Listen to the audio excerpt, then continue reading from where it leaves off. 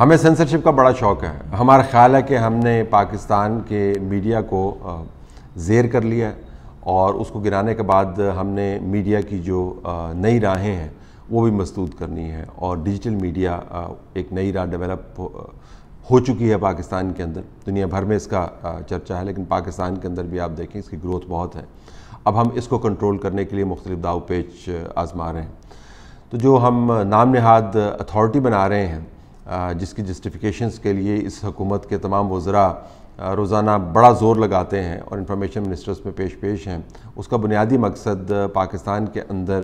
Social media پر ہونے والی political debate کو مکمل طور پر دبانا ہے. اب اس میں جو آرگومنٹ وہ استعمال کر رہے ہیں اس آرگومنٹ کو بھی کافی دھچکے لگ چکے ہیں. ایک تو وہ کہتے ہیں کہ پاکستان کے اندر جو اینٹی پاکستان اور اداروں کے خلاف جو ٹرینڈز ہیں ان کو بنانے والے جو لوگ ہیں وہ سوشل میڈیا کو استعمال کرتے ہیں. تو اس پر بڑا سوال یہ بنتا ہے کہ پاکستان کے مخالف جو ٹرینڈ بنتے ہیں وہ تو سوشل میڈیا کو استعمال کر کے بنتے ہیں، جو پاکستان کے حق میں ٹرینڈز بنتے ہیں اور پاکستان کے حق میں جو ٹرینڈز بنتے ہیں وہ پاکستان مخالف ٹرینڈ سے کہیں زیادہ ہیں اور کہیں زیادہ پاپولر ہوتے ہیں. تو وہ بھی سوشل میڈیا کے ذریعے ہی بنائے جاتے ہیں. نمبر 1. نمبر 2، جو پاکستان کے مخالف ٹرینڈز بنانے والے ہیں ان کو آپ ٹریک ڈاؤن کر کے لوکیٹ کر کے عوام کے سامنے کیوں نہیں لے کے آتے؟ آپ کو پتہ کیوں نہیں چلتا؟ اور اگر آپ سمجھتے ہیں کہ وہ پاکستان کے اندر سے بیٹھ کے پاکستان کے خلاف ٹرینڈ بنا رہے ہیں تو پھر آپ اس ٹیکنالوجی کے استعمال کو سمجھنے سے قاصر ہے کہ استعمال ہوتی کیسے. اس ٹیکنالوجی کے لیے یہ ظاہر کرنا کہ لوگ پاکستان میں بیٹھے ہیں بہت آسان ہے. ہو سکتا ہے ٹمبکٹو کے اندر بیٹھے ہوں اور 4 شہروں میں سے بین الاقوامی میں سے گزرتے ہوئے وہ آپ کو اسلام آباد کی لوکیشن دکھا دیں. بہت آسان کام ہے. تو یہ سمجھنا کہ ہم نے یہاں پر بیٹھ کے ایک اتھارٹی بنا کے سوشل میڈیا کو ریگولیٹ کیا ہے اور دوسرے میڈیا کے ساتھ ملا کر اس کو ہم سینسرشپ کے دائرے میں لائیں گے اور اس سے پاکستان کے خلاف بننے والے ٹرینڈز ختم ہو جائیں گے، یہ بالکل خام خیالی. دوسری بات یہ ہے کہ اس حکومت کا جو ٹریک ریکارڈ ہے بدقسمتی سے وہ بہت ہی برا ہے. یا تو یہ حکومت باراک اوباما، جس کی مثالیں بہت دی جاتی ہیں کہ باراک اوباما نے کہا تھا جی کہ یہ ٹیکنالوجی جو ہے اس کا کیا اثر ہوتا ہے.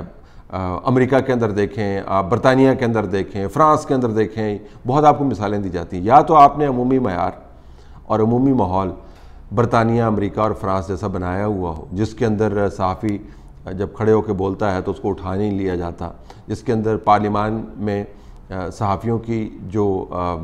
بیانیے ہیں، ان کی رپورٹس جو ہیں ان کے اوپر منسٹرز کو باقاعدہ نکلنا پڑتا ہے، جس کے اوپر صحافی سول سوسائٹی اور دوسرے اداروں کے ساتھ مل کر ڈونلڈ ٹرمپ جیسے بندے کی ایسی کی تیسی کر سکتے ہیں. اور آپ کو صرف یہ جاننے کے لیے کہ آزاد میڈیا کام کیسے کرتا ہے، امریکہ کے مین اسٹریم میڈیا کو ڈونلڈ ٹرمپ کی کوریج کرتے ہوئے جو نظارہ بنا ہے اس کو دوبارہ وزٹ کرنا چاہیے. اس نظارے میں آڈیو بھی آتی ہے، اس نظارے میں یعنی ریڈیو بھی آتا ہے، اس کے اندر ٹی وی بھی آتا ہے، اس کے اندر اخبارات بھی آتے ہیں. تو آپ کو پتہ چل جائے گا کہ سول سوسائٹی کے ساتھ مل کر جمہوریت کے لیے اور بنیادی اصولوں کے لیے میڈیا کیا کردار ادا کر سکتا ہے اور کیسے کردار ادا کر سکتا ہے. گالم گلوچ کرنے کے علاوہ اور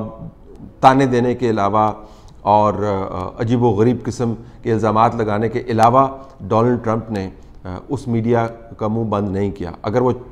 کرنا چاہتا تو بھی نہیں کر سکتا تھا. کرنا تو خیر وہ چاہتا تھا لیکن کر نہیں پایا کیونکہ وہاں پر جو قانون ہے جو میڈیا کو تحفظ فراہم کرتا ہے وہ بہت تگڑا. تو یا تو آپ نے ماحول ایسا بنایا ہو کہ تمام تر تنقید کے باوجود آپ میڈیا کا منہ نہ بند کر سکیں، لوگوں کو اٹھا نہ سکیں، جیلوں میں نہیں ڈال سکیں، ان کے خلاف مقدمات نہیں بنا سکیں، ان کو مار لگا کر زخمی کر کے سڑکوں پر نہ چھوڑ سکیں. یا تو آپ نے ایسا ماحول بنایا ہوا اس کے اندر ہم کہیں جی کہ پہلی مرتبہ حکومت قومی سلامتی کے لیے کچھ کام کرنا چاہ رہی، تو آئیے ذرا اس کو مل کے دیکھتے ہیں کہ ہو سکتا ہے اس کے آرگومنٹ میں کوئی جان ہو. جو ریکارڈ اگر آپ اس کو دیکھیں تو بدترین ریکارڈ ہے. ہماری ریٹنگز جو ہیں میڈیا فریڈم کے اوپر وہ مسلسل گر رہی ہیں. پاکستان کے اندر کوئی ایسی صحافیوں کی تنظیم نہیں ہے، چاہے وہ الیکٹرانک میڈیا کی ہو، چاہے وہ پرنٹ میڈیا کی ہو، چاہے وہ یونینز کی ہو، جس نے موجودہ حکومت کے بدترین ریکارڈ کو کنڈیم نہیں کیا ہوتا. یا تو تمام کے تمام صحافی اور ان کے نمائندگان جو ہیں وہ جھوٹ بول رہے ہیں، یا تو تمام کے تمام جو واقعات ہوئے ہیں وہ مریخ پر ہوئے ہوں، یا تو تمام کے تمام جو سینسرشپ ہیں یہ فرضی کہانیاں ہوں. مکمل طور پر ڈاکومنٹڈ ریکارڈ ہے جس کو دیکھتے ہوئے پاکستان کی بدترین ریٹنگ سمجھ آتی ہیں. اس ریکارڈ کے بعد جب آپ اس قسم کی اتھارٹی بنانا چاہتے ہیں تو پھر کبھی سائنسدانوں والی باتیں اور کبھی میڈیا ایکسپرٹس والی باتیں، کبھی کمیونیکیشن ایکسپرٹ والی باتیں جچتی نہیں ہیں۔ بنیادی بات یہ ہے کہ موجودہ حکومت الیکشنز کے قریب اسٹیبلشمنٹ کے ساتھ مل کر ایک خاص قسم کا بیانیہ اپنے بارے میں بنوانا چاہتی ہے۔ اس کا تعلق نیشنل سیکیورٹی سے نہیں ہے، اس کا تعلق افراد سے ہے، اس کا تعلق افراد کے سیاسی کیریئر سے ہے، اس کا تعلق افراد کے پروفیشنل کیریئر سے ہے۔ یہ اس بیانیے کو دبانا چاہتی ہے جو تنقیدی بیانیہ ہے، یہ اس بیانیے کو بنانا چاہتی ہے جو تعریفی بیانیہ ہے، اور جو تھوڑی سی آپ کو کھڑکیاں کھلی ہوئی نظر آتی ہیں یہ اس اتھارٹی کے ذریعے بند کرنا چاہتی ہے۔ بنیادی طور پہ ایک سینسرشپ کا ٹول ہے جس کو ہر لحاظ سے کنڈیم کرنا چاہیے، اور میں یہ بار بار آپ کو بتاتا ہوں کہ جب آپ یہ کام کرتے ہیں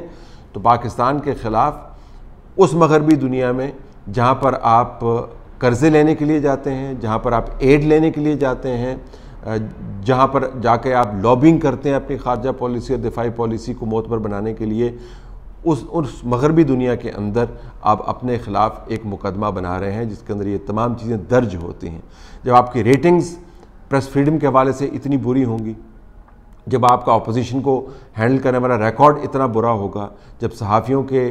خلاف مقدمات اور ان کے اوپر ظلم و تشدد کے واقعات اتنے تواتر کے ساتھ ہوں گے، تو جب آپ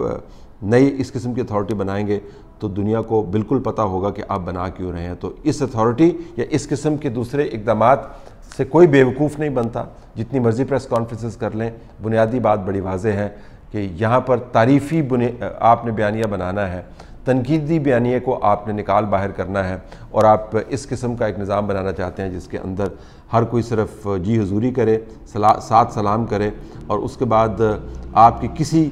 برائی کے اوپر کوئی توجہ لوگوں کی مبذول نہ کروا پائے۔ جو مین اسٹریم میڈیا ہے وہاں پر تمغے دے کر، وہاں پر ایڈورٹیزمنٹس دے کر اور وہاں کے مالکان کو دبا کر آپ نے آلریڈی یہ کام کر لیا ہے۔ اب یہ سوشل میڈیا کی طرف توجہ مبذول کی ہوئی ہے، اور اس قسم کے اقدامات سوشل میڈیا کو مین اسٹریم میڈیا کے طریقے سے مکمل طور پر بلنٹ کرنے کے لیے استعمال ہوں گے۔ ظاہر صحافی برادری اس کو ریزسٹ کرے گی، لیکن میں ہمیشہ یہ کہتا ہوں کہ صحافی یا ان کے نمائندگان جو ہیں وہ سپرمین نہیں ہیں، وہ آئرن مین نہیں ہیں۔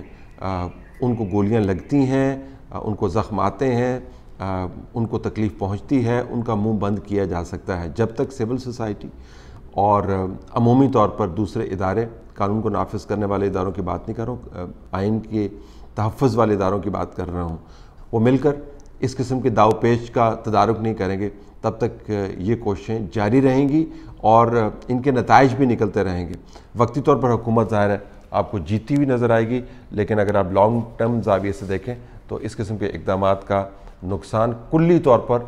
سوسائٹی کو ہوتا ہے اور ملک کی ریپوٹیشن بری طریقے سے متاثر ہوتی ہے۔ ان باتوں کا اثر تو نہیں ہوگا کیونکہ جو کام انہوں نے کرنے ہیں وہ تو انہوں نے کرنے ہیں، اور